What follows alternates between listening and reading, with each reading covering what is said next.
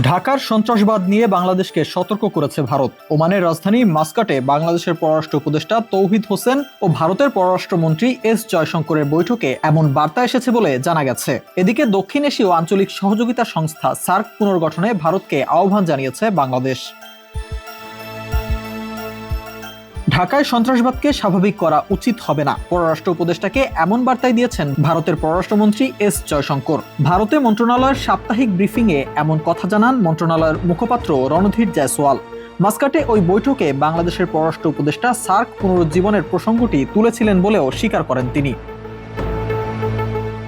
উপস্থিত এক সাংবাদিকের প্রশ্নের জবাবে জয়সওয়াল বলেন, দক্ষিণ এশিয়ার সবাই জানে কোন দেশ ও তার কি ধরনের কর্মকাণ্ড সার্ককে কোণঠাসা করে রেখেছে। তৌহিদ হোসেনকে জয়শঙ্কর এ কথাও বলেছেন, সন্ত্রাসবাদের স্বাভাবিকীকরণ করাটা বাংলাদেশে উচিত হবে না। 2016 সালের সেপ্টেম্বরে জম্মু কাশ্মীরের উরিতে ভারতীয় সেনাবাহিনীর শিবিরে সন্ত্রাসবাদী হামলার পর থেকে সার্ক সম্মেলনে গতি হারায়।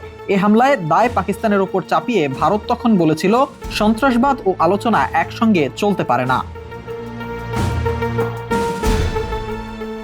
ব্রিফিংয়ে বাংলাদেশের কোনো উপদেষ্টার কিছু মন্তব্য নিয়েও প্রশ্ন করা হয়। জবাবে রণধীর জয়সওয়াল বলেন, ভারত এসব মন্তব্য নজরে রেখেছে। এ ধরনের মন্তব্য ও বাংলাদেশের সঙ্গে কাজকর্মে তার প্রভাব প্রতিক্রিয়ার বিষয়েও ভারতের গোচরে রয়েছে। এ ধরনের মন্তব্য অবশ্যই সহায়ক নয়, এর প্রতিক্রিয়া কি তা তাদের ভেবে দেখা দরকার।